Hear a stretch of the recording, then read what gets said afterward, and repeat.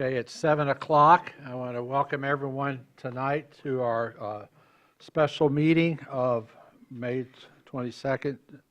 And we have only 4 items on our agenda to deal with, and those are the only items we're allowed to deal with at a special meeting.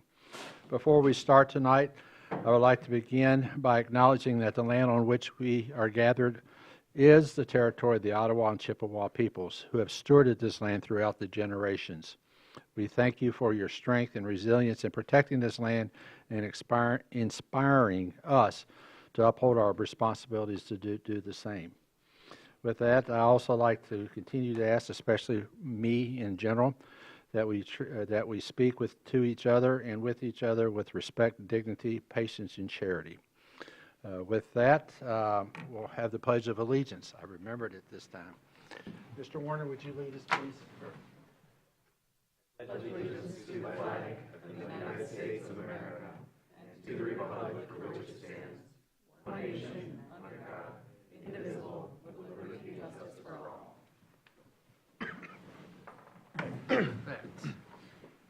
Roll call, please. Yes, good evening. Commissioner Werner?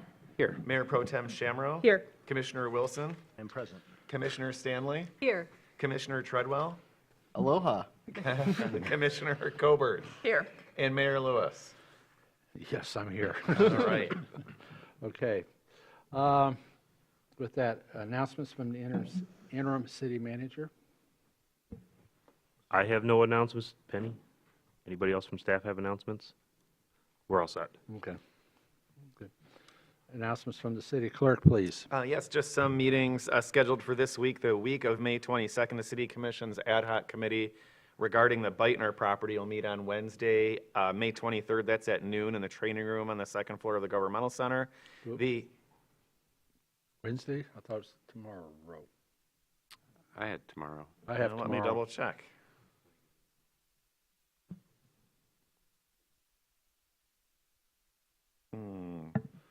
You're throwing me for well, you're not throwing me for a loop, but my list is, give me just a second. The agenda that I'm seeing says Tuesday, May 23rd Yeah, that's what I thought. Okay, at 12 p.m. all right. Yeah. Well, yeah, Tuesday, yeah, May tomorrow. 23rd, excuse me, this said Wednesday. So the City Commission Ad Hoc Committee on the Beitner property will meet on Tuesday, May 23rd at noon in the second floor training room. The City and Garfield Township Recreational Authority is meeting for their Citizens Advisory Committee interviews. That's on Wednesday, May 24th at 4 p.m. at the Garfield Township Hall at 3848 Veterans Drive. And then finally, with respect to meetings, the Historic Districts Commission is meeting on Thursday, May 25th at noon in the committee room. Just some miscellaneous community updates. As I announced last time, nominating packets for those interested in running for City Commission are available for pickup at the City Clerk's office, and the filing deadline is July 25th at 4 p.m. We're also happy to announce that recent updates at Indian Woods Park are substantially complete, and the basketball pads there and the new hoops have been placed at F&M Park and Arbutus Court Park. And then this Friday, May 26th, Oakwood Cemetery is having a flag placement in honor of Memorial Day, and that's beginning at 10 a.m. And the public is certainly welcome and encouraged to join the cemetery sexton and the community groups to place flags. Anyone interested can meet at the original mausoleum, which is at the northwest corner of the cemetery off 8th and Steel Street. And each year, of course, with the help of community members, there's nearly 2,500 flags that are placed throughout Oakwood Cemetery. And lastly, as usual, I just remind everyone sitting up here to speak into your microphone so folks can hear you, and that's all that I've got. Thank you. Okay, thanks. Okay, with that, our first topic tonight is the public hearing which regards the fiscal year 23-24 proposed budget for the city of Traverse City. It includes our general fund budget and all the special funds, all the utilities, the DDA, and a number of different operations. The way this works, I will bang the gavel here in a second, which opens the public hearing. I will ask the city clerk to read the rules for those who wish to speak. We welcome you to come up. We did have, I know, as of at least 2 emails we received today, which will be a part of the public record as it relates to the public hearing, and we appreciate that. There might have been others, but those are the two that I remember. With that, well, would you mind reading what the rules are? I mean, for the public to engage, and then I'll open the public hearing, sir. Sure. So when the mayor opens a public hearing, this is of course the opportunity for the public to express any thoughts on these budgets and gives the city commission the opportunity to consider those thoughts. And if you do come forward to speak, we ask that you come to the podium and state your name and address, indicate if you're a city resident, non-city resident, or a city business owner. We do have a 3-minute time allotment, and when your time has elapsed, the timer will beep. And then finally, as always, we ask that all language be respectful to everyone. Okay. Thank you. With that, I'll open the public here for the fiscal year 23-24 budgets of the various of the city, as well as the component units, the Downtown Development Authority and Light and Power. So anyone wishing to speak, please come forward.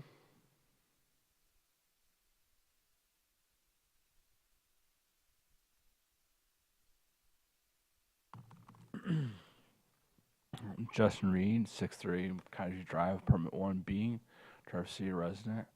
On the 23 on the 2-year budget, I didn't see anything in there about the reconstruction of the TART trail between Arrow Park and down to Woodmere. Or maybe it's not in that budget, maybe it's in the capital improvement project for the next several 5 years. So, thank you. Anyone else, please? Going once, going twice. I close the public hearing. Thank you. Just as a reminder, the budget, later on, and another item down the agenda, we will be reviewing the capital plan and equipment plan that's in front of us. On June the 5th, the city by charter is required to adopt the various budgets, as well as to set the tax rates and all those items. So that'll be our next major item, unless we decide later on tonight we need to meet next week to continue our discussion. So with that, and again, the entire budget is on the city's website, so please feel free to review it, and send in your comments. With that, the second item on our agenda is consideration of introducing an amendment to the Traverse City Code of Ordinance for conditionally rezoning at 523, 525, and 551 Munson Avenue. So, turn it over here. Go ahead, Mr. Winter. All right, thank you. The applicant for this request, conditional rezoning request, owns all 3 properties on Munson Avenue across the street from Munson's Foster Family Community Health Center. The first northernmost property is zoned C1. It's the site of the Third Coast Bakery. The second parcel in the middle is also zoned C1. It is vacant. It was the home of the former Social Security office, but that building had been demolished. And then the southernmost property is zoned R1B residential, but has never been developed. The applicant is asking to rezone this property from C1 and R1A to C2 with conditions that he voluntarily submitted for this request. And these come from talking with the neighbors behind the properties on Elagosa Trail, I believe it's pronounced, and hearing some of their concerns. So specifically, he has agreed to, if approved, prohibit adult use marijuana retailers, brew pubs, buildings over 1 stories will be limited to 4,500 square feet in gross floor area, no outdoor amplified entertainment, no use open to the public between 11 p.m. and 6 a.m., and rooftop access, if ever available, would be for private use, and would not be used between 10 p.m. and 6 a.m. Listening to the concerns of the Planning Commission prior to the public hearing, during the public hearing, the applicant got up and voluntarily added another prohibition, which would prohibit service stations and repair stations on the property as well. So the master plan for these 3 parcels specifically calls out them being rezoned to C2, so this is consistent with the master plan at this time, with the caveat that the applicant has added additional conditions to limit the C2 uses at that location. So after the public hearing, there was a motion to recommend approval to the City Commission, and that passed on an 8-1 vote. And with that, I'll hand it over to the mayor for any additional questions. And I will note that the applicant is here with us today if you have specific questions for him. Okay. With that, does anyone have any particular questions they need to ask? Yes. I'll start here. I'm sorry. I'm sorry. Yeah. Just curious, and this might be for the city attorney, but this Perry Street, is it, does the city have any property interest in that? Like, are there easements for utilities? Is it controlled by folks that live at Agosa? Like, do we as a city have any property interest? I don't know that, but I can look into that before it comes back to you for final. Okay, thank you. And I just wanted to, because it's a different meeting and not everybody tunes into every city meeting that we have. I can't imagine why. But you alluded to it a little bit, but my understanding from the Planning Commission meetings and just as we talk about these things in the region, that this had a lot of neighborhood input on it. And I know that's a question that gets asked a lot when we have these changes. So would you mind just kind of going over how there's obviously very specific stipulations in here. So how that conversation went and how the neighborhood and everybody involved had those conversations. Yeah, so Mr. Collins, the applicant, and I have been talking about this, I'd say for over a year at this point, if not longer. So he actually took it upon himself to kind of go door to door in the neighborhood and let the neighbors know what he was proposing so they weren't going to be blindsided, to hear their concerns. We as staff, in turn, fielded a lot of calls and questions and emails and talked with the neighbors about it and helped them understand what really the change would allow. So realistically, many of the dimensional standards that are allowed there today, with the exception of the R1B district parcel, would be the same that would be allowed under this, 45-foot height, same setbacks, things of that nature. Well, So thanks the for- real key, sorry, I didn't mean to cut you off there. No, is no, go ahead. I thought you were done. C2 allows for retail. C1 is an office service district, and as you're probably aware, we have a huge supply of office and very little demand. The Third Coast Bakery, a tenant of his, is very successful right now. The problem is in the C1, that building cannot be expanded. So he would like to build a different building to house that tenant and have other similar kind of health, food-focused tenants as well. And Mr. Collins, thank you for the initiative with the neighborhood. And before I almost interrupted. Sorry. No, before I almost interrupted, I'm glad to hear also that the intention is to keep that business there now. I know sometimes people get accused when they're doing things like this of trying to build something bigger, better, and increasing rates and pushing out businesses that are already there. So that's very nice to hear. Okay. Any other questions? Okay, then we'll have the review of Perry Street, if it's even really, I can't Anything. recall ever being a street there. Well, No. it's labeled as a street. Yeah, So okay. Perry, Oh, It's no, just- unimproved, whatever it is, but Whatever it is. Okay. Just a grass path, it's yeah, road path. we'll figure out if it's platted or if there are Okay. utilities Will or do. what's back there. Thank you. Okay, I thought my memory was okay. Yeah. Okay, thank you. It's like the extension of Boyd Street in that it might exist on some maps and have a name, but that doesn't mean that it exists Got it. in practice. Okay, thank you. All right. There is a there is a motion in our packet so that we can move this to our June 5th meeting for the public hearing. If someone would like to make that motion. I'll make the motion that, excuse me. Maybe I won't. All right, let's try with somebody else. Go ahead, Jim. Well, I know this really choked her up. I noticed that.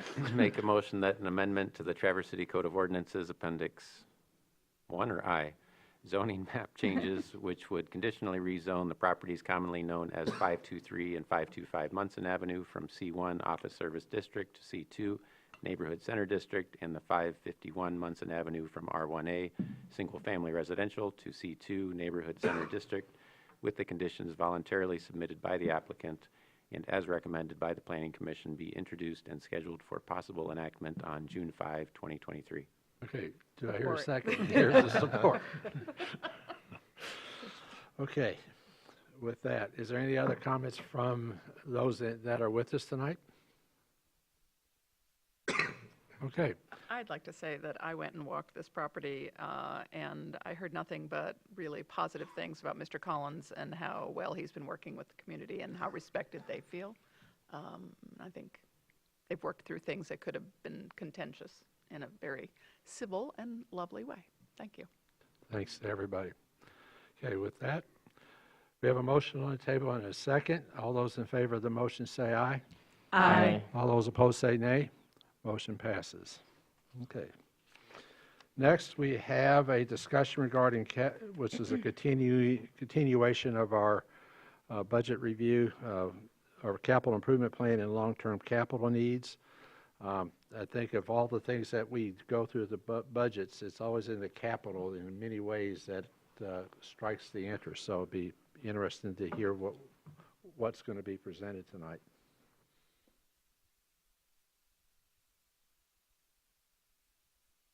Your Elijah doesn't have to get up.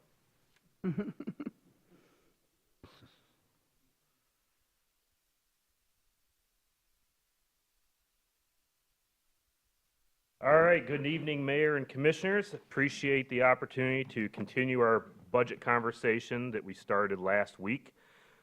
Last week's discussion, I would say, definitely focused more on the operational side. Tonight, we're going to be focusing more on the capital side.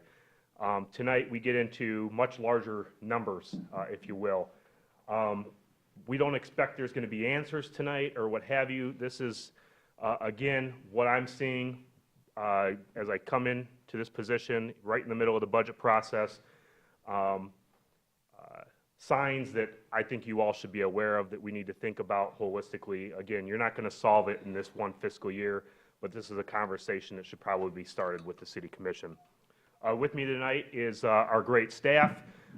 There's a couple pieces where they'll be coming in and taking over for me, but we also have them here for questions as well. I will note that I sent, you should all have the updated slides. I did find a math error on the last slide, which I'll cover when we get to the follow-up from the last meeting. All right, so we're going to start with streets and related, or streets and related infrastructure.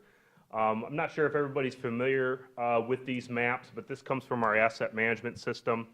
What we're looking at is the pavement surface evaluations and ratings for our entire street network. So what you're seeing up here is all of our major streets and all of our local streets. Altogether, you have just shy of about 80 miles of streets. Did I do my math right, Tim? Okay, good. And on that, what you're seeing is they've tried to simplify the breakdown of the ratings. So basically, good condition, which is relatively new, a fair condition, and then your poor condition. Anything down in poor condition, you're either at or very close to having to do a complete reconstruct. Obviously, the worse off the road is, the higher dollar typically is involved. And as we'll talk about more later, these projects can get much larger if we're starting to tackle the underground utilities as a part of this work as well. What we've done here now is we've broken this out so you can see the major streets compared to the local streets.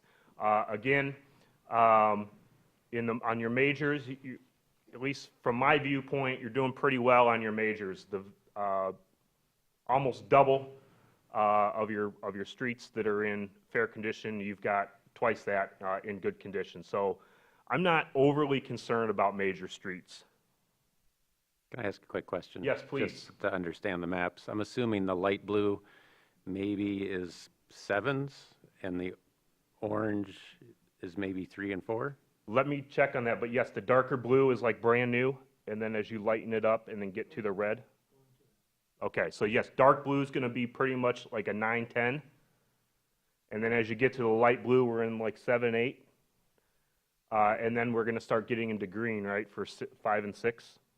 So dark green and then light green down into the 4 and 3s. And then your oranges and reds are going to be essentially 4 to 1. Is that right, Tim? Or Frank? I was going to pull up this on the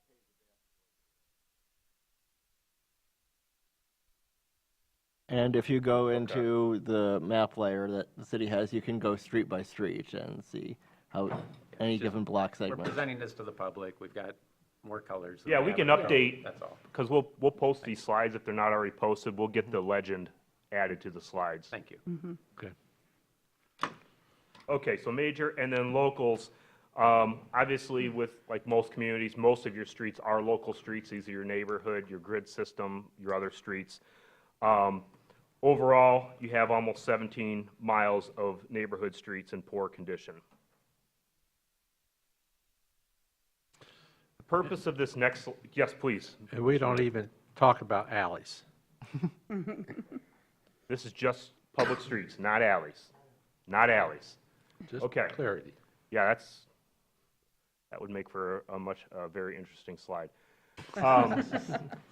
Okay, so this next slide, in my opinion, and I would think staff, but probably this is more Frank's world, is going to agree with this. This is a very important slide because what this is saying, the way I interpret it is, your best dollar to be invested in infrastructure is in maintenance. What this is suggesting is at each critical interval, there are key maintenance steps to take. Early on, I don't know if you guys do there's a spray coat you can put on to try to keep pliability. That might be something when it gets to a 9. When it gets to a 7 or an 8, you're probably starting to get into some crack sealing, so making sure you're hitting all the crack sealing in. But making sure that you hit those and you're adequately funding those steps to make sure you're getting the maximum life out of that street. Now again, that's talking about just the street, that's not talking about the infrastructure underneath. But if you miss those key maintenance points, the integrity of that street is going to essentially exponentially decline. Well, it's not exponential. It's going to have a sharp decline to the street's condition. Okay, construction inflation. We kind of teased this a little bit at the last meeting, but construction inflation is really significant. And the amount of money that it costs for you to pave a mile today is significantly more than what it used to be. And these are things that the commission's going to have to be mindful of as you're working on a strategy long term. Remember, we talked about that streets improvement plan that's in the budget. As you're thinking through how to implement something like that, we have to keep in mind and hope that these increases in inflation are not a trend, that we're going to keep seeing increases like that. If we do, then we're really going to be in trouble. Tim, if you have something you want to add as I run through these, just throw on the mic and jump in. So cold milling, hot mix asphalt, HMA, hot mix asphalt. You'll have to remind me the left column versus the right column. Is it just two different bidders? Okay, so this is two different bidders on each of these columns as we move forward. Increases on hot mix asphalt is anywhere from 69% to over 26% increase in price over just 5 years on that one. Asphalt, same time period, anywhere from 38 to over 77%. Curb and gutter, this one's not terrible. Over 13, almost 14% increase in cost. Water main. If you can get the water main, you want to you have to make sure you're planning these projects way ahead of time because, Art, what's the lead time on water main these days? Almost a year. We're at over a 200% increase on water main. And that's for an 8-inch. And we do have some sites in the city that we need to get up to 14-inch, if I recall the notes correctly. 16-inch. Okay. And then sidewalk, over the last 5 years, we've seen over 100% increase on the cost to install sidewalk, a 4-inch sidewalk. Speaking of... That was in 22. We don't even That have was, sorry, that was last year. Yes, 22. And we probably we've gotten our bids back, but we could find out what the additional increase is. Yeah, I'm just curious on that sidewalk. I can understand materials delays and costs of steel going up, but to my knowledge, there hasn't been shortages or production delays in sand, gravel, lime, or other things that go into building a sidewalk. So are there other factors that play? I think I know the answer to it, but I don't want to guess. So I'm going to let Frank answer that. Do you know what's driving the increased cost on sidewalk? I really couldn't tell you exactly. I think you're absolutely correct.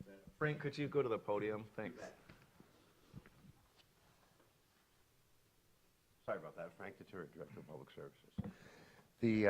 You're absolutely correct about the substrate materials, the gravel and fines. They come locally. That's not an issue. We had heard that there were some issues with the the limestone products or the concrete products, but I don't have a whole lot of information on why those prices went up. Tim might be able to help answer the question. Labor. Concrete pricing is based on the availability of the concrete, which goes into it, and the demand is high, so you've got high demand and limited resources. Yes, we have lots of gravel and sand, but we don't have concrete.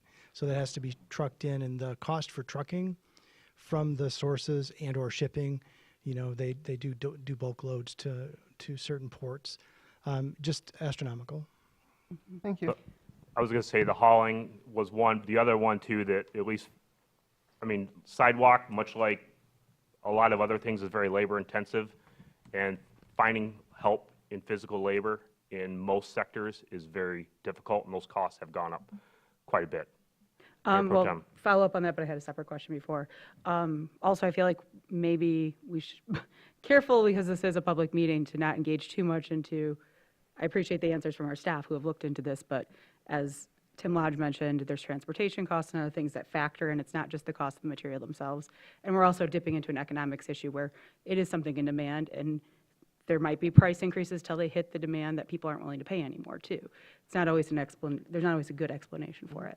But the question I had was about the asphalt and the numbers here, and this, I'm going to kind of look at staff, but also maybe Tim Warner, because he's our chemical guy.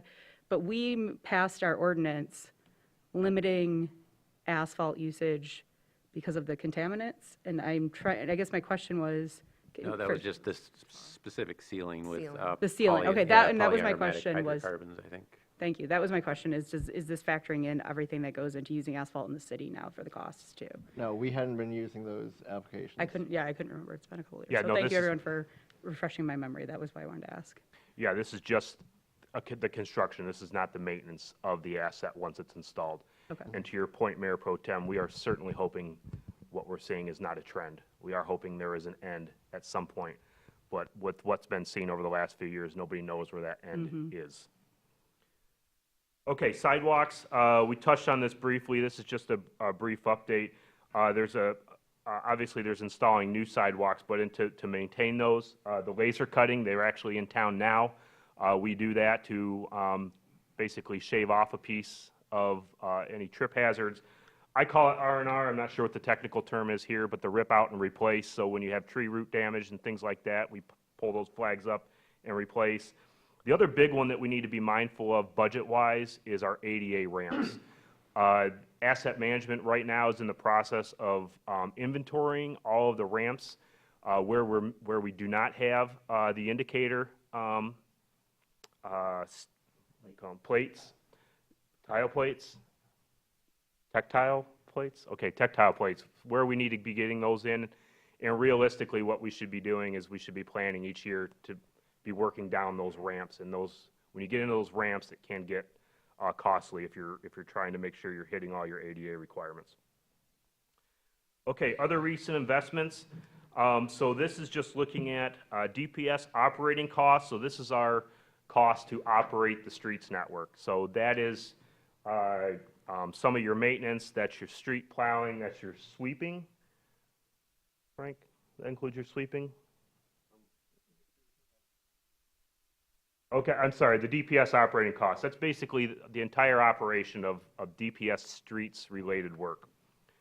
On the, go ahead. You gotta come up here though.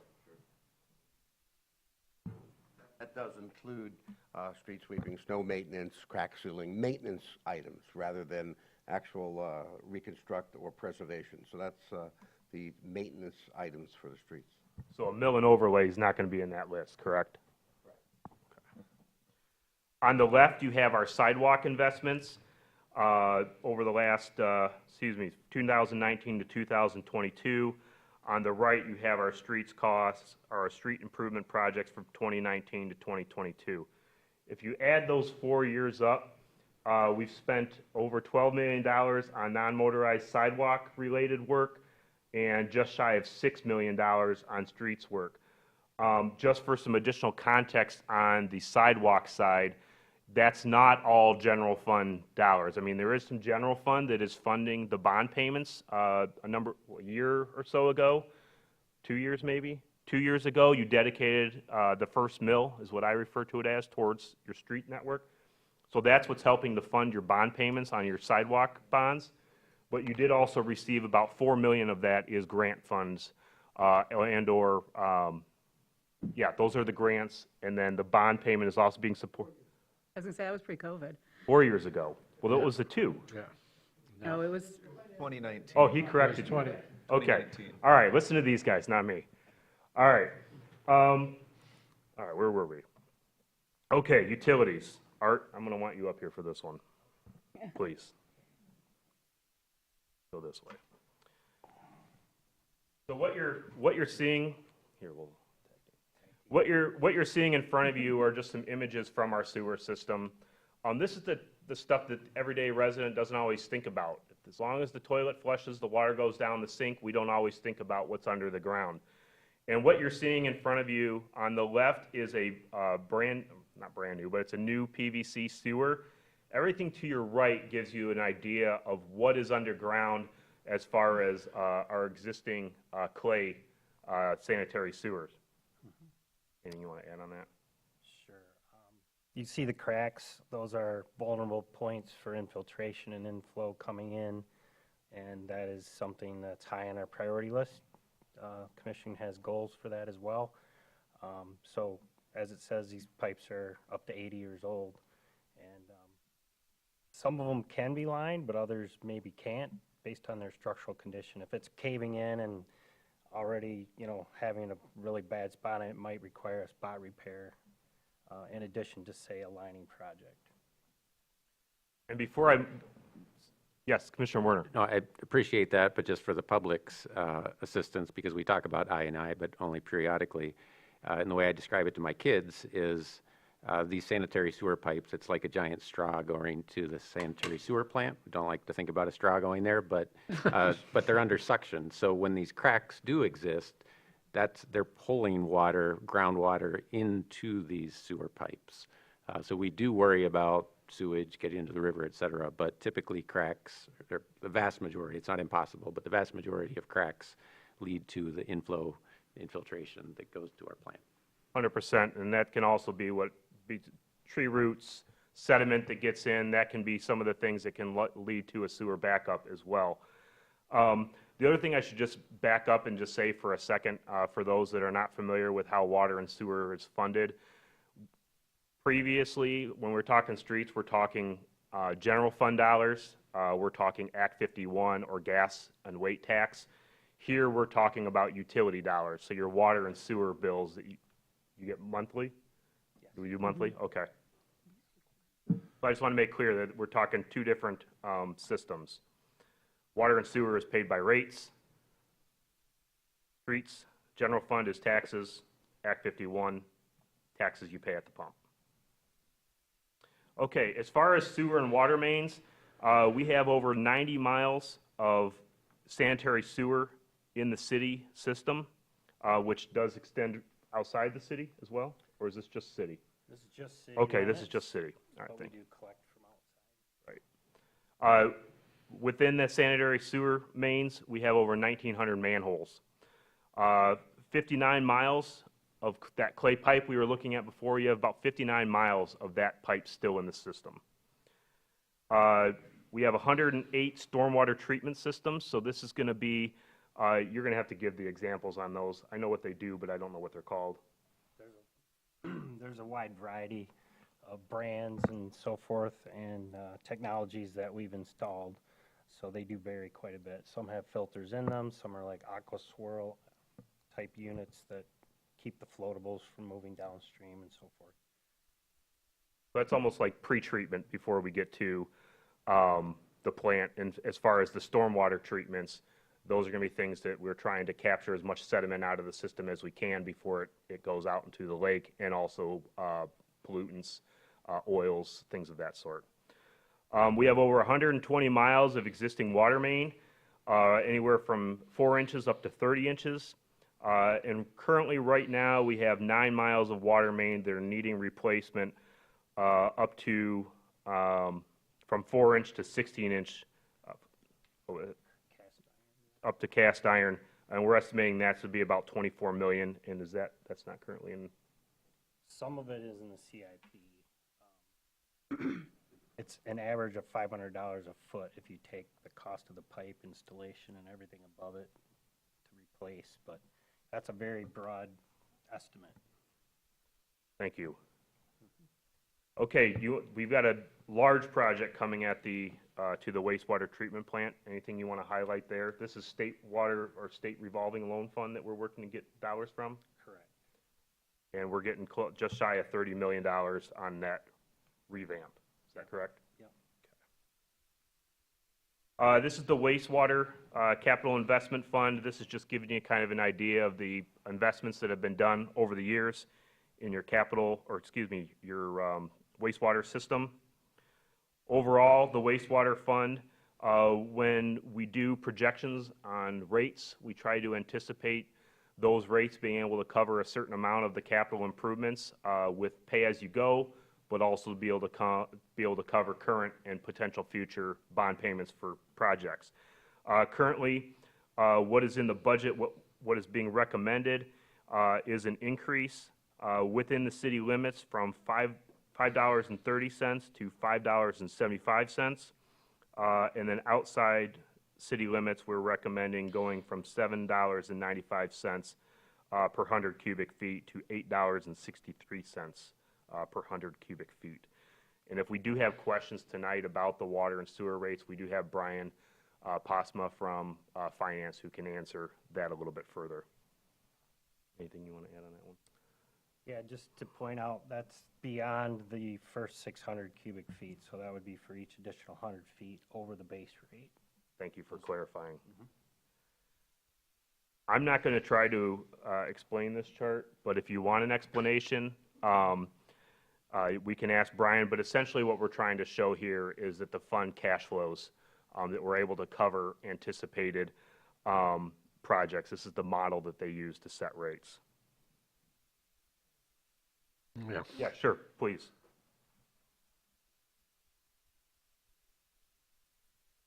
Hi, everyone. I'm Brian Postma, financial analyst / internal auditor for the city. Parts of this graph we want to look at are the three lines that go like this. So the red line, the red dotted line, is a base for operating funds we want to have on hand. The black dotted line takes that base of operating funds you need on hand to operate the business and adds a chunk of money that for unexpected capital improvements. Now the solid line that goes along kind of in between them is where we think we're going to be with our cash. So what we're trying to do when we project out rate increases and the future is try to keep those, the solid line is close to, well, I'd like it to be right around the black dotted line, so we do have plenty of money for an unexpected capital improvement. But we don't want it to be below that dotted red line. That means our cash is getting lower than what we really need to be comfortable with operations. And right now, we're pretty close to being below it. We're starting below it, but we're working out, by the end of this year, we'll be all right. Thank you.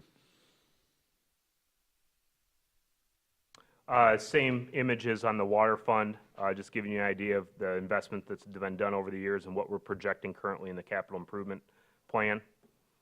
Water fund, again, we are projecting, or we are recommending an increase inside the city limits from $2 to $3 per 100 cubic feet over that base 600 cubic foot of service.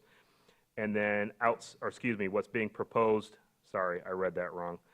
Inside city limits from $2 per 100 cubic feet to $2.10 per 100 cubic feet, and then outside city limits, $3 to $3.15. And same principle or same modeling tool that's being used to set rates. The water fund has been doing pretty well. That's not the one that staff is overly concerned about. It's that sewer one. As you saw previously, we're getting that online to where we want it to be. Here, the water fund is doing pretty well, hence the lower increase. I asked Art to put this slide together because I think it's just a really interesting slide and story to tell.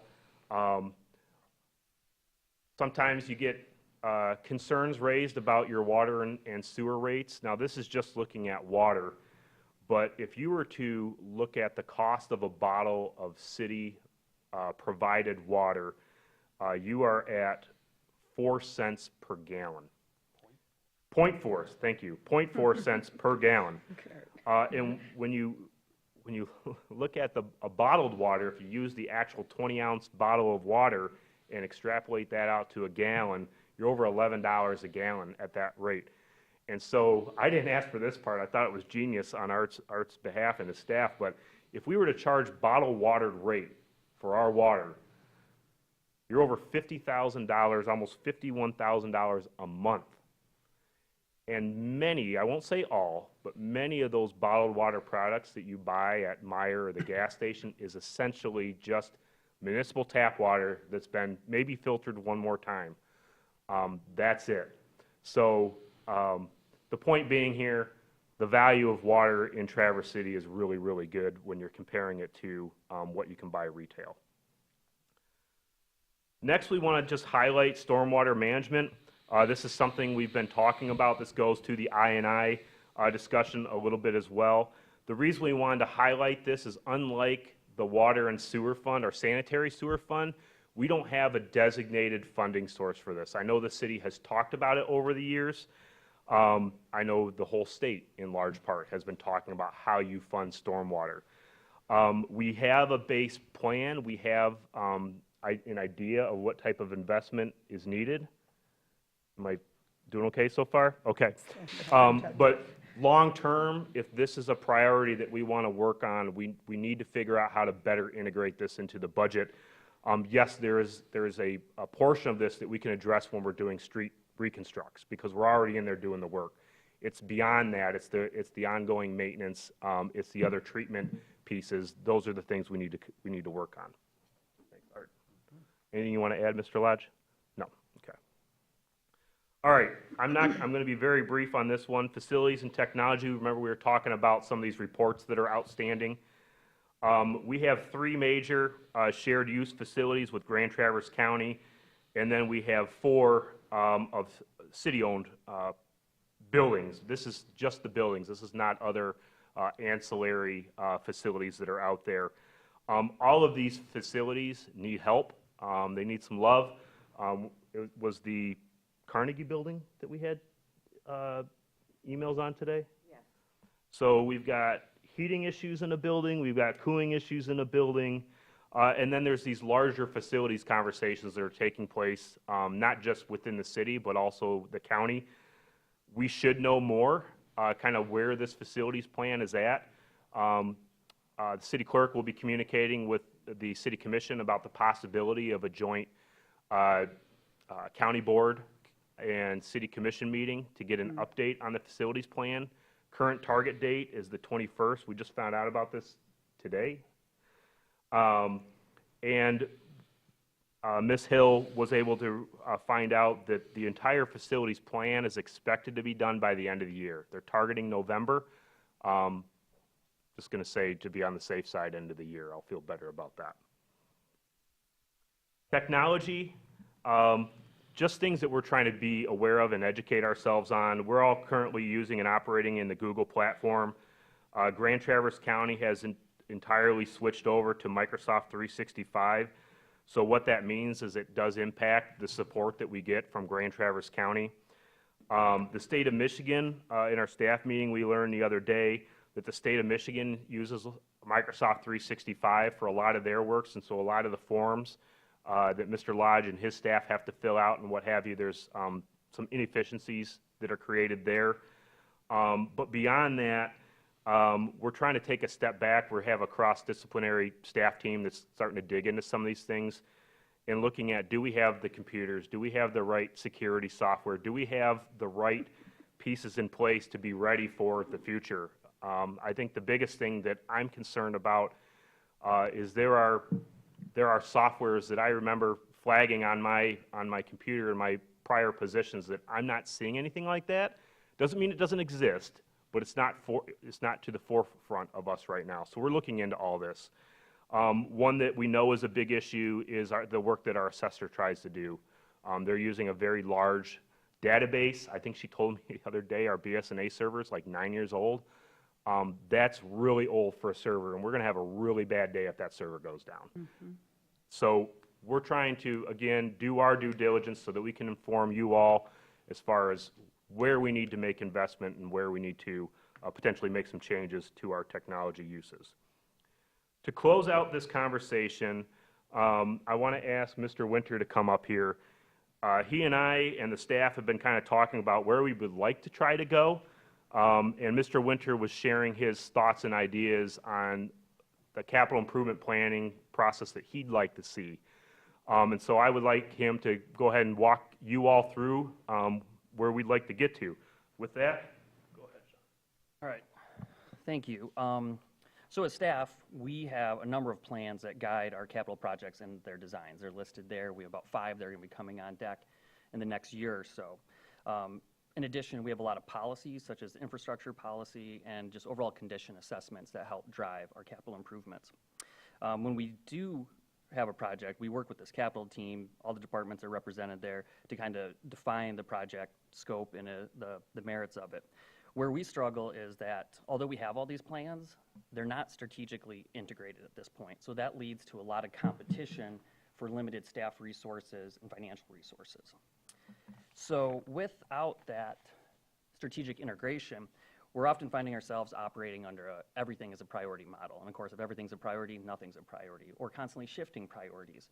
And we can see that in our capital improvements plan, because on the left, you have our whole 6-year plan. So we have 271 projects totaling approximately $490 million. But with this kind of everything is a priority mentality, what we're finding ourselves doing is front-loading the first year. So on the right, you will see the capital improvements plan just for fiscal year 23-24, where we have about 42% of the total projects in the first year and almost 40% of the expenditures. So when you get into the practice of front-loading your capital improvements plan, it loses its effectiveness as being a helpful planning tool. However, I think we have the opportunity here to create a better capital design process that more effectively integrates our planning documents. And we actually started that conversation last week with a bunch of the department heads, meeting with our consultants to talk about how we do things and how other communities do it and how we can maybe do it better internally. Coupled with direction from a city commission strategic plan, staff will be better positioned to utilize those limited resources to create a more meaningful CIP, one that's more intentional, more focused, more efficient, and more productive than what we currently are at today. This will allow us stronger financial forecasting through that 6-year period, better identify budgetary needs. In turn, that's going to end up letting us be more effective at actually implementing projects because we'll have that direction from the City Commission with a strategic plan. Just one piece to add to that. It's very critical. When you talk about some of these larger projects, I mean, these are multi-year projects it takes to ramp something up from the design phase to, depending on how large it is, there might be a community engagement piece. Obviously, there's a bidding piece. And then there's actually the implementation. So you have some of these projects are years in the making. And when a priority shifts on the fly like that, it can make it very difficult, as Mr. Winter was saying, to be efficient and to convey to the commission and also to the public that we are making progress on strategic priorities.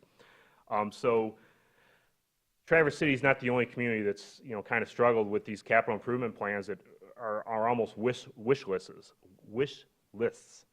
Our goal here is to try to create a plan to where we are able, yes, you need to be ready for contingencies, you need to be ready for grant opportunities that come up and what have you, but it's a lot easier to come to a commission and say, look, we didn't get something done because a grant came through and we had to shift. It's a lot more difficult for us to come and say, well, we just didn't get it done because we don't know why we didn't get it done. And so that's the purpose of trying to integrate this into a cross-disciplinary team, getting all the departments, engineering, DDA, planning, utilities, everybody's involved in putting that plan together, and then making sure we can actually fund it. And what can't be funded, then that means we have a bigger conversation that we need to have with the City Commission. It doesn't do you all any good if we're not funding those capital improvements. Before I go on to the follow-up from the last meeting, is there any questions on capital? I know we went through that kind of fast. Again, much like the last week, this is an awareness thing. I cannot stand up here and tell you everything that's in your budget. I still stand behind the recommendation that we need time to regroup and realign. I think that's critically important for you all. I think that's really important for the staff. I think that's really important for the key players that you are going to be bringing into the city, hopefully in the next 4 or 6 months or whatever it happens to be, between a new city manager, a finance director, which we're going to have posted here within the next couple weeks. This is a great time to do this work because of the new eyes, because of the fresh people that are going to be bringing. And I got to tell you, these guys have done a lot of work, and they have a lot of great ideas too, and they want to do more. They want to deliver results. They want to put together a good work product. They just need the opportunity to be able to do that and the support to give them the space and the time to be able to work with you all, to work with our other commissions and our other staff to put those plans together. That being said, anything else on capital? So the only other thing I have was a follow-up from last week. We had talked briefly about PA 359. You got to make sure you look at it closely if you Google it, because there's 2 PA 359s that'll pop up. One's from the 30s. The one that's of interest for us for this conversation is from 1925.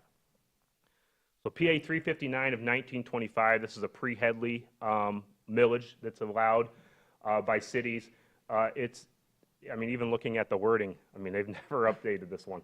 It's to empower the common council of any city or corporate authorities of any village to levy a special tax to be used for advertising, publicity, recreation, or exploitation tending to encourage the industrial, commercial, educational, or recreational advantages of said city or village for the purpose of encouraging immigration to and increasing the trade, business, and industries of said city or village.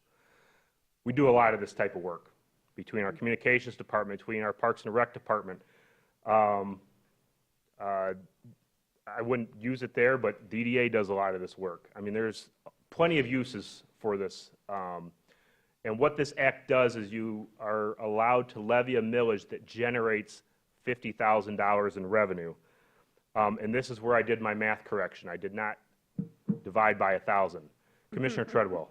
Yes, I was at a Michigan Municipal League training this weekend, and among funding sources available for municipalities, this was brought up as a tool that has a lot of promise but is underutilized by ours and many communities in Michigan. One question I have is does the wording, I guess this is a Lauren question, does the wording require that it's a millage rather than essentially a flat fee, since $50,000 can be cut up any one of a number of ways and it won't be a huge tax on any one property? It's an ad valorem millage, so it does have to be applied that way. This is just rough Nate math is what I call it. Mm-hmm. We would actually have to run it through our system, but it's essentially your 0.038 mils, 0.04 mils, which equates just shy of 50,000. So each year that millage would have to be recalculated because your taxable value changes each year. And the amount that it can raise is capped. Capped at 50,000. So whatever that math problem is, round it down, because you do the best you can to get accurate. Most communities don't do a lot of accounting for it because it's such a small dollar amount, and most communities can point to any number of things to exceed the cost of what that millage is bringing in. But to your point, it's a resource that's there that a lot of communities don't know about. Being from 1925, it gets buried. I first became familiar with it when I was in Farmington Hills, and when I went to Brighton, we talked about it. They ultimately levied it. I'm not saying you should or have to or anything like that, but it's an option for you all if we are trying to bring some more resources to support operations. That's all we have tonight. We're all here. We're happy to answer any questions, or if there's discussion later, we're here and ready to help you through it. Thank you for the time. Let me ask a very broad question. This is from last week to this week. We could go line by line and what do we want to add or not add. But if I heard you correctly, we should look at adopting the budget as you presented it, but we're not going to authorize positions at this point, but they're there. They're funded, just like firefighters were last year and others. You're looking at keeping the capital in there, but we're not ready to jump on board and do a lot of this until we start having the further discussion of how we want to proceed. Is that what I'm hearing you say at this point? Or there may be some projects that are critical, but I don't know. Yeah, I think just based on, what I'm seeing in the conversations I've had with staff, if the commission will allow us a little time, I'd like to work with the staff to outline the how. How can we bring this together, or at least start progress? I mean, you're not going to create a whole new budget process, a whole new capital improvement process in a few months. Ultimately, it's going to be work that we're going to do as a team, and we're going to start it together, and who you bring in long-term, hopefully it will be in a format that they can continue long-term. As far as the positions, the staff and I have talked. As I've reviewed them, I think they can all be justified. However, I think there is some work that can be done on the job descriptions themselves to make it more clear to the commission, but also to the community of how those positions fit in, particularly to the goals and priorities that the commission does have written down right now. There's one position in particular that I can think of that I had a conversation with a staff person, and for me, it 100% made sense. I just think with some tweaks to the job description, it will make it much easier for the commission to understand why that position is needed. There's been, I'm still trying to learn all the history here, but this is a very busy community, and I would love to do more work to actually kind of analyze staffing levels per capita or whatever and just see how we compare, but this staff is very busy. They are a lot on their plates, and that impacts them in a lot of different ways. I'm not saying we need to double the staff or anything like that, but there is some strategic growth that I do believe does need to happen. Just a question off of that, two things. One is, obviously, last week we talked about the mass what they call it in library, they called it the gray wave of people about to Yes. retire and preparing for it. So and I'm not saying that we need this today, but I do have concerns that we now have a accounting position, or sorry, finance position that's been open for, what's it been, 6-7 months now. And we have the 5 firefighters we approved at budget last year that we're still trying to fill. So I guess what I'm kind of putting out there is, I don't mind if we need to take a little bit of time to regroup, but I guess I would also appreciate it if it makes sense to push a little bit for something in this budget, or to bring that conversation back quickly, because we can approve a position tomorrow and it still might take us 6 to 8 months to fill it. 100%. And so I don't want to drag our feet too much on that, because I agree with kind of the assessment you said, where our staff does a lot, and I think people have gotten used to our staff doing a lot on their own, and that's a very unhealthy thing in work cultures. And so I want to make sure that maybe, I guess, not to get back to the competitive thing that we were talking about with the CIP, but the most desperate need gets brought to us as quickly as possible, and if there's other things that need to be examined, then let's structure those and figure them out how they best need to be. But I'm hoping to see that come back sooner than later if we're not voting on it in the budget. Mr. Mayor, if I may. Yes. So to that point, I 100% agree. What I say a little bit of time, that's more on like the bigger picture strategy, because I don't have the answer for you, but I know we've got the brain power available either in-house or within our peer networks on how to do this better. The more immediate things like strategic hirings of new positions and what have you, I'm not going to say we're going to have one at the next meeting, but there's a couple of them that I'm ready to bring right now, just working on the job description. The finance director, like we talked about in my interview, we're getting ready to put a teaser on LinkedIn, hopefully later this week, that the position posting is coming soon. And then our plan and goal is to have that out there by the end of the month, and basically have our part done, so that we can get that out there, and then we're going to push hard. I'm going to be asking all of the staff to push that out through their networks, and I hope you all would too, because that is going to be, I am concerned that's going to take time. But I feel like the HR director and I have a pretty good handle, a good feel on where that particular one is going. As far as other types of needs to push for, I would just encourage the staff to, if there's something we've missed or I've missed, that needs to be prioritized, that we get that in front of you all. Great, and I'm glad to hear we're leaning more on LinkedIn. I know that's a major hiring spot for the last few years, and I'm glad to hear we're planning to take advantage of it. And in my own talking, I forgot my first original point, so I'm going to bring that up now, which is whether it's now or down the line, I guess I would say this kind of the public in general, but also to you as the head right now, that with that gray wave that's coming, we shouldn't be, I hope we're not going to just start waiting for everybody to retire and then hiring for them. So, and I say that because some budgeting might then look like there's two people in the same position or an extra body in another department, but if that other body is going to be retiring in the next 6 or 8 months, that's just allowing us to have some succession planning, which I do hope to see more of, so that we're not scrambling every time somebody retires. So again, I totally agree. And that goes to one of the positions that are being asked for. We need a better succession planning, and we need some money behind that succession plan. I was at a meeting today, and I asked that very question when I found out how long this particular employee has been there, because I know this operation is very difficult to learn for this particular role.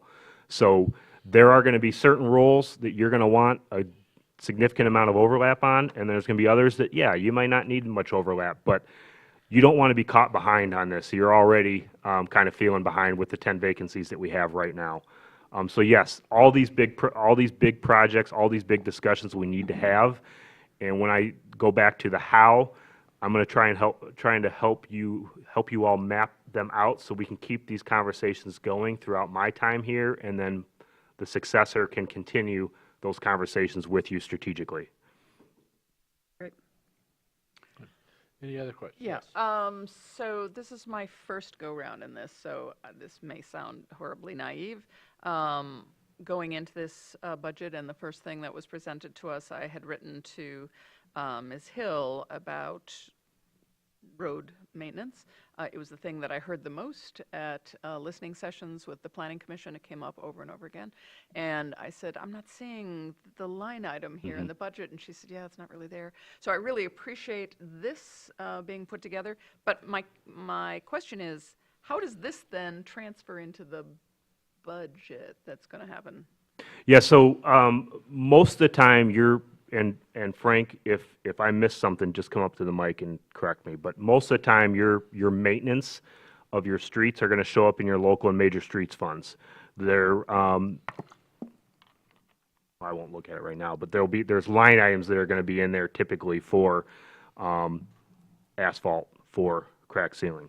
Am I doing okay so far? But I know Mr. Lodge said we haven't had a road plan in a long time. I mean, we will have on the budget line amount of money, but do we know what that's going towards? Is that in the plan somewhere? Yes. That is where we need to get to. Yeah, those two work it through. So we have, Is that on? I think so. I can hear it Yeah, it's going. just not very loud. Okay. So we have, strategically, staff-wise, we have a 9-year plan for road reconstruction, and we have a look ahead.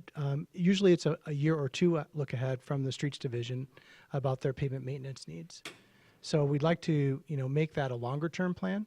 Like right now, as in the budget, as in the communication that I put into the budget, there's a small 2-page memo about infrastructure. We did highlight those projects that would be funded for streets. So currently there's 3 pavement preservation projects, and then we're working on the reconstruction of Veterans Drive, which is a major reconstruction project that we would have using small urban funds, maybe the MPO funds coming up. And then we have another list. After we do Madison and Jefferson, we have a number of local roads that have been identified. We have to match them up with water and sewer, and so we'll start that work here. We'll start the surveying. We need to do topographic surveying and mapping and make those assessments for planning out a project that would be next construction season, but in this fiscal year. So we would start in April, May of next year for construction. And we would be away from the parkway. Is it realistic to think that somewhere on a website, a person who's living on a bright red street could go in there, find their bright red street, and see, oh, well, 8 years from now, we're on the calendar? That would be the intent of the street improvement plan. Yes. So It's doable. it's doable. Yes. It'd be great. And just to piggyback on Mr. Lodge to that street improvement plan we talked about at the last meeting, ideally what's going to come back from that is you're going to have a breakdown. They can get quite detailed, but essentially the main takeaways we want to know is how much should we be investing in maintenance into our streets to maintain or improve our overall street conditions, and then what is the overall liability that's outstanding of the roads, streets that need to be reconstructed and all that. That will help inform a broader discussion with the commission as far as how many, beyond what we get from Act 51, what additional monies need to be put into the street network, maintenance and reconstruct. And as someone who lives on one of those bright red streets, who has been perpetually on the list of things that are going to happen in the next 2 to 3 years that keeps getting postponed due to grant funding, I think a tool like this would be a fantastic resource for our community. I do too. And to your, They're screaming for it. I mean, they really are wanting this now. and that's the challenge when we put things out there and priorities change. And that's what I think staff is asking for, is figuring out how we together can create a more stable strategy that we can kind of stick to. Mr. Mayor. Yes. It's a follow-on to this. I believe Mr. Lodge and his department put something together, it's been years, but not just a snapshot of the PASER rating, but how it was trending, maybe for the previous few years. I think something like that, again, not in time for the budget, but in the coming months, would be very valuable to us and the community, and not just the average score, but maybe the average score as well as something that takes into account like the 3s and 4s or the 1 to 4, something like that. So multiple lines on a graph like we were seeing for the utilities over the course of the past number of years, because there is a sense in the community, oh, the roads are going to hell. Well, maybe they're not actually. Maybe it's a few roads that we see all the time. But what is it? What are those scores? What is the trend? And if the average is a 5.5, but we decide, you know what, we want a 7.5, then we can talk about what the investment is to get from a 5.5 to a 7.5. And oh, that's going to cost us $20 million. We can't do that in 1 year, probably not even 2 years. But then we can have the real discussion about how many years is it going to take us to spend $20 million. And in that time, the other streets are going to crap. So, but I think it gets to what you're saying. But in my mind, it'd be very helpful to use the tool that Mr. Lodge and his team already uses, but to share it more broadly. 100%. If I could, a shout out to our asset management team. They actually have a dashboard that if you want to know, what it was, when the dashboard goes back, I think to about 2019, that's been published. So that's kind of why we also selected some of the metrics that we showed tonight. So that you can pick by that, and you can actually do side-by-side comparisons. You can see major streets.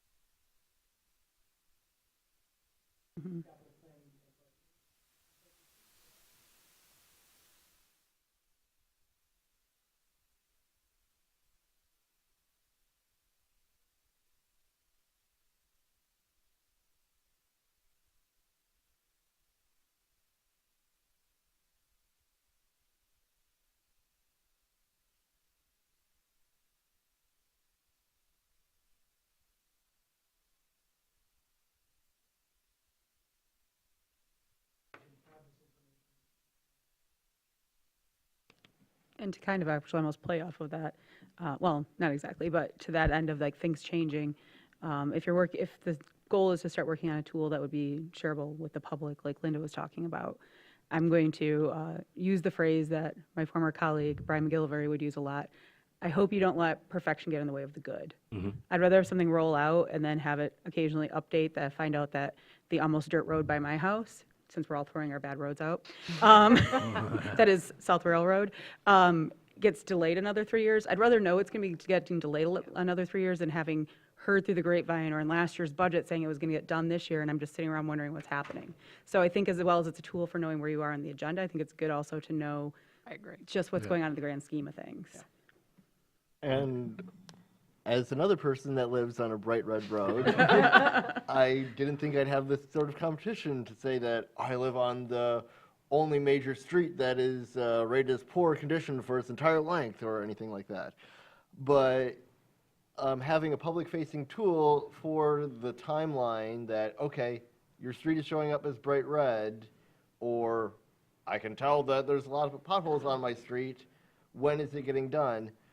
If there is a clear connection between the PACER ratings and the timelines, then it removes any idea of, oh, 7th Street is really bad, but it's getting repaired first because Commissioner Treadwell lives there, yes. Right, and actually, I was just going to say that's exactly why I'm glad we're having this conversation too, because I think I've heard everything from we don't pay parking tickets, which is not true, because I have an overdue one right now, and to that we somehow prioritize projects, and many of us have just shared that we live on really bad streets or very near them. Mine, when it rains, has a pond that forms and ducks swim in it, but since we're making a competition. But anyways, I just think these are good conversations to have in the public as well, to kind of, again, for people to get a feel of how we do this. It's not some backroom discussion where we're all lobbying for our neighbors in our streets or alleys or special projects. It's just, there's a method to the madness, as it were, and we're allowing people to learn more about it, and I think that's really great. Thank Mr. you. Mayor, if I could.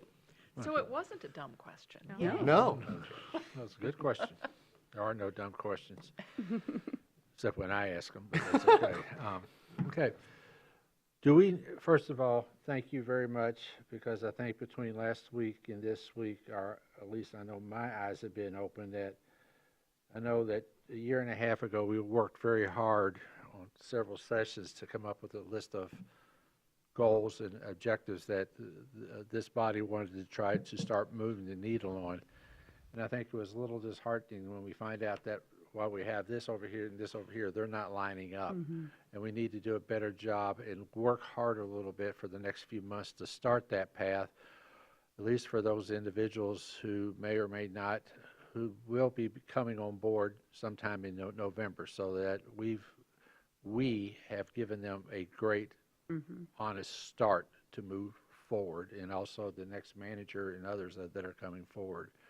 So if we can move that, take care of those things that are critical that we need to deal with, such as in hiring, or if there's a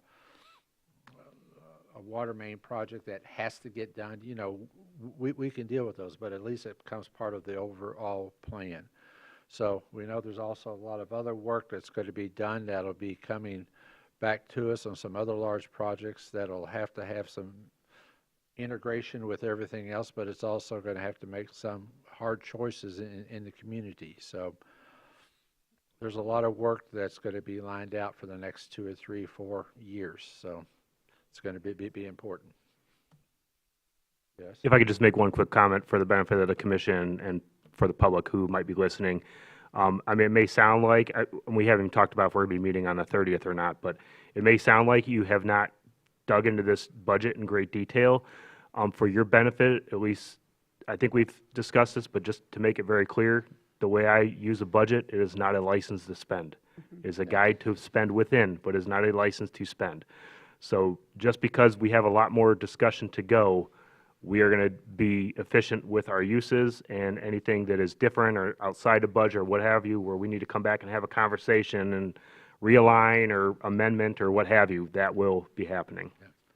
But where it is a license, that our folks are out there still doing the day-to-day work that needs to be done. Streets will still be swept, parks will still be mowed, trees will still be planted, water will still flow, wastewater will still flow and treated. So day-to-day operations is when we start talking about the big objectives where we want to be 10 to 15 years from now, is what we're hoping to start realigning with the goals that we have put together. And hopefully we will help to get a good start for the next group that comes here. So whoever that may be.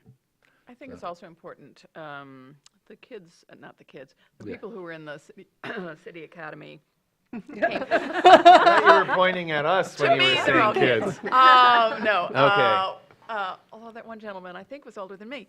All came away with such positive comments about staff, and we know that staff has been, understaffed for a long time, but how committed they were to the city, how excited they were about the city, and that really came through to those people who did the City Academy from every single one you talk to. So I have to praise staff for all that they give. And I know it's been really difficult. Well, we're going to give them an opportunity to get really creative, and we'll map out a schedule to have these key conversations, streets, succession planning, kind of those high points. We'll map out your study sessions working with the commission. Thank you very much. Okay, back to the original question that I asked. This is, I don't feel a need to have a meeting next Tuesday night. Thank you. I'm one. There's 7 of us here. Okay, if you're all comfortable. Then on the 5th, people, we'll be going through the litany of motions that have to take place on all of our budgets and tax rates. So we'll take it from there. Thank you. All right. I can't remember, we did have this public hearing on this, and I'm more than willing to open this up to if anyone has any other thoughts as it relates to this particular topic before I move on. I know we did have the public hearing, so go ahead.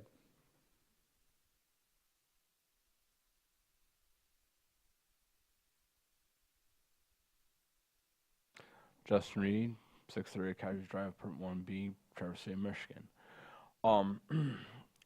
These are great arguments to continue the support for an MPO with the city and the surrounding townships, just because there's extra federal funding that is available from an MPO, because as the budget increases with skyrocketing for materials and such, is belonging to an MPO won't solve everything, but it's a good start to go ahead and increase some funding federally into our capital improvement projects. Thank you.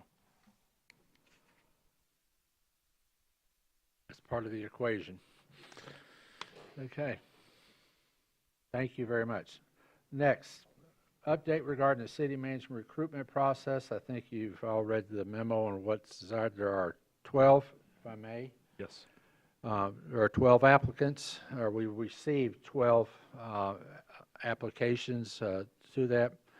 The question is, how do we want to proceed with trying to whittle it down to 3 or 4 that we would like to interview to do this?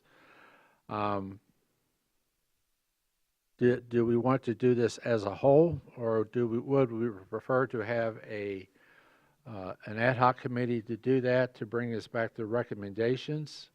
I'm open to either way. I cannot serve on the interview committee because there are a couple of the firms that I know the individuals very well. I don't want it to be perceived that if they are picked that I had anything to do with it other than, being part of the 7. I prefer not to have to serve on an ad hoc committee. The second one is I still have this little gig a few miles north, which hopefully will end in a month if they do their hiring, if they make their selection on Wednesday night. So my tenure up there is short-lived. So thankfully for all of us. But with that, you're going to have to interview, and I can't give you the extra time at this point with the other ad hoc committees that I'm already on. So how would you like to proceed, please? I have a question, and it's partially to Commissioner Warner, because again, apparently my memory just isn't what it used to be tonight. But I thought when we were going through, and I just am using this process because it's similar and we just did it recently, when we went through the Light and Power Director at Search, that Kelly, who did the HR, did a little bit of a preliminary knowing what we were looking for. We were looking for somebody who was utility experience and or solely focused, and some of these other criteria of kind of higher level. And so I'm wondering if, in addition, I would probably support having an ad hoc to drill down a little, because that is what we did with Light and Power as well. But is there a possibility that Christine could go through these and say, this one, and this, and you kind of do a little bit of staff legwork like happens for some of our ad hocs, and say, they kind of do everything, including government, or municipal, where we might prefer somebody who's exclusively focused on municipal or exclusively focused on at least Michigan government as a broader span. Because not that I'm against anybody in particular on here or anything, I don't know who any of these are, but I just feel like the better focused, the better connected, the more in tune they're going to be to what we're looking for, and being able to articulate it better for us. And then, did we set a budget when we posted the RFP? Yeah, so we that's haven't a good point. really agreed on like what the value of this is to us, but I am a big fan of what Mayor Pro Tem just said, with having HR maybe do the screening based on our criteria, and then doing this as a whole. But is it possible, and I'll ask, that she could start doing the screening, but we can still have an ad hoc committee Yes. ready to work when she's ready to say, out of the 12, here are the 6 that I think are possible, but you get the opportunity to talk about it. And to clarify, that was what my intention was. I'm Okay. sorry if I confused that. Just instead of giving an ad hoc 12, let's whittle it down to as specific as possible and go from there. Yeah. Yes. Yes. I'll just say that the Traverse City Housing Commission, on which I serve, is also doing a search for a new executive director. And I was, at the time, a little unnerved by how much that process was costing us. We went with one of these firms, Raymond, and I am glad to see this full list that they are within $1,000 of the median bid, and actually on the lower end of that. So. Well, I could tell you that up north a little ways, it's closer to the $20,000 range. Mm-hmm. By the time they get done. Yeah, I support what I was hearing from Mayor Pro Tem Shamro as far as getting some down selection initially, and the type of things maybe to share with our HR director, like something that jumped out at me when I scanned through all of these that was of value, I think, in the search for the executive director of Traverse City Light and Power was a well-connected entity, as was referred to, but also a company that would be aggressive. And one of these, they actually used that word, aggressive. So they will actively try to recruit candidates who might not be looking for a new position, but they have a broad enough network. They'll reach out. I was going to say phone calls. Maybe nobody uses a phone anymore. However, they reach out, and they will identify people to connect and try to put in. So something like that, to me personally, others might not. That might not be on the list as far as aggressive, but to me, it is something that I'm interested in. I agree with that wholeheartedly. I think there have been lots of transitions in leadership positions in the community, and I think you see how things play out with a difference in tactics. And not to say that you don't get a top quality candidate, regardless of whether it's aggressive or not, but I do appreciate people having the network to be able to find us candidates who may not actively be searching for the opportunity. And I think that's certainly worthwhile. Yeah. And I think I remember correctly that we wanted to make sure that this search didn't just stick inside the boundaries of the state of Michigan. We wanted to go as wide as we can. And we're, if someone's looking for an opportunity to move here, great. If they're in between jobs, they're more than welcome to apply. But we don't want to just settle with that for the long term. If I heard that right from the beginning. Okay. Yes. Okay. Who would like to serve on that committee? Tim? I'm willing, but I don't need to. I won't fight for it, but I'm willing to. I know, well, and Mai's already volunteered. You've already got one you're going to be working on already? He's on Sir? like 3. Huh? You're talking to Mitch, he's on like 3. Okay. Linda would be good. Huh? What about either one of you two?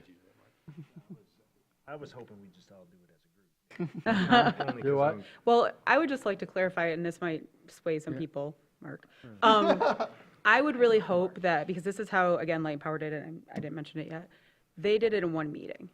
And so that would be the goal of having it tighten down as much as possible, knowing that we wanted to be kind of aggressive. We want somebody who's going to be open to seeking out people as well as accepting, and then to see the commission, the ad hoc hammer it out. And maybe and here's what I would say to the ad hoc. If 6 come to us because you think all 6 have really good merit, then we'll discuss that and I'm using 6 as an example. Christine might get it down to 3. She might get it down to 5, who knows? But if you see really good merit in all of them and want to dig down deeper to see what we're looking for, then bring them to us. But I guess I would say that's where you're kind of sorting, but you're not I don't want it to feel like you have to meet 8 times to feel like you've got it down to the one perfect choice. Sure. Because at the end of the day, we still are making that decision too. Yeah. I mean, And doodle polls, trying to find. Yeah. if we got it down to 3 firms, this is my idea. If we got it down to 3 firms, it comes back to us, here's who we need to interview. Let's do it quickly. They meet this, and then we do it that way. I mean, that's what I'm hoping for, so. Oh, we got a hand behind you. You're going to have to tap me on the shoulder, please. Right here? Okay, there you go. Right there. Use it. So, is the commission open to me making a comment on this? Yes, please. Okay. I would just like to state, I did speak with our HR director. She is willing to help. With that being said, I would just suggest to you all, this is one of 2 hires you all make. This is probably, I'm going to say it's more important than the city attorney. You would say that.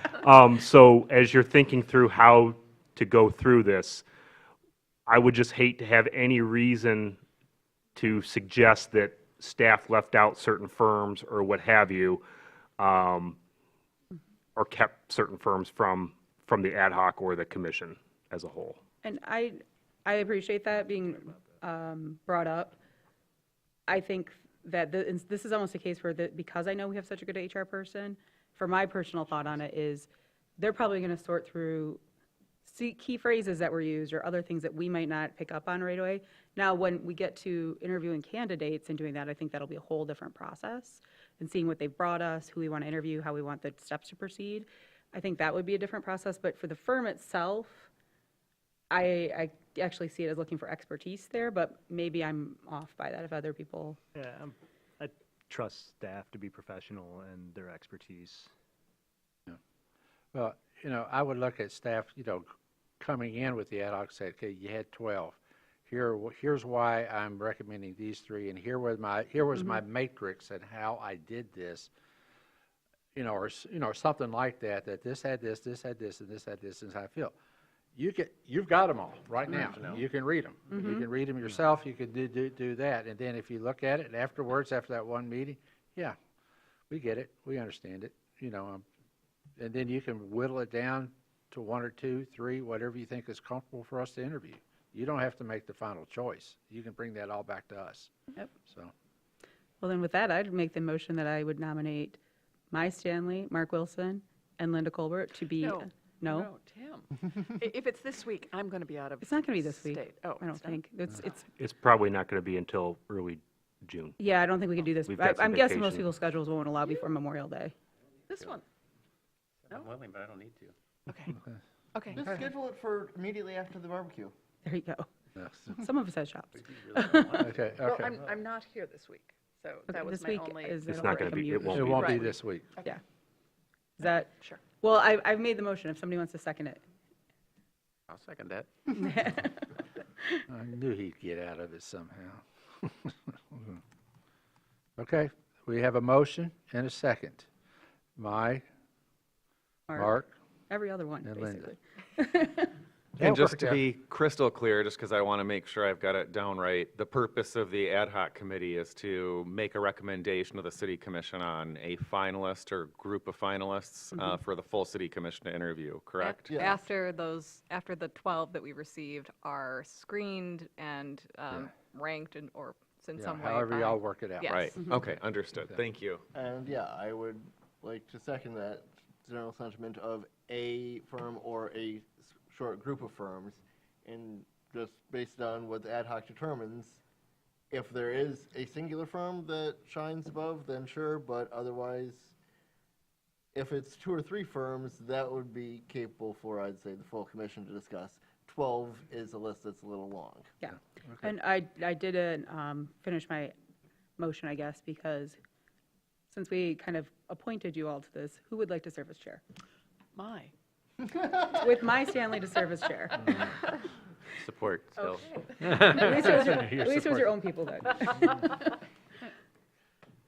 Just to, again, for the commission's benefit, once I convey to Ms. Bosley what the commission is looking for, I will be staying completely out of that process, just so everybody is clear on that. Great. Can I, well, it's a request, but you can say no. It requests that you encourage her to reach out to Kelly at Light and Power. Oh, Or sure. whatever Yeah, she can absolutely. Provide from that, her Good experience. suggestion. Thanks. Extra set of eyes wouldn't hurt anything. Mhm. From those two great employees that are with the city, it wouldn't hurt a thing. Okay, thank you. All right, we have a motion and a second. All those in favor of the motion say aye. Aye. All those opposed say nay. Congratulations. Okay. Thank All you right. all. And we thank you all for your looking. I looked through a number of them, with this afternoon, and when I saw a couple of the names in there, I felt like I could not be a part of that with this initial. Appreciate that. And if they do come in, then I'll let you know, and you can determine whether I need to be involved. So we'll take it from there. With that, we're now down to the part that we just have public comment. Anybody? Okay. Okay.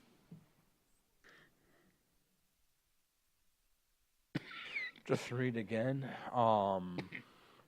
So just to let you know, is on Wednesday.